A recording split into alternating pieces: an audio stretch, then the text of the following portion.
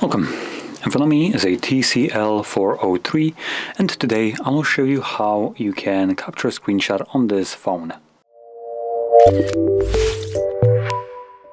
So, to get started, you will want to open up content that you wish to capture.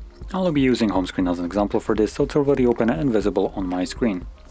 Once your content is prepped, meaning visible on your screen, all you need to do is hold your power button and volume down at the same time.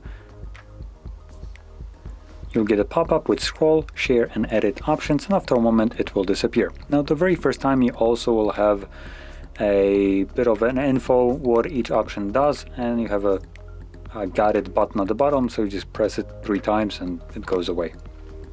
Now once you have captured your screenshot, you can then find it in... Hello phone, please.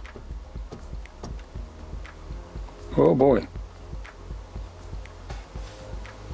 So from there we can find it in our Photos application.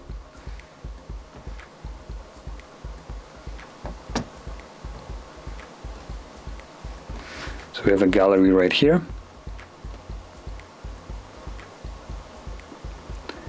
And you can see under folders you will have a folder called screenshots, and in here you'll find screenshots that I have captured over the time.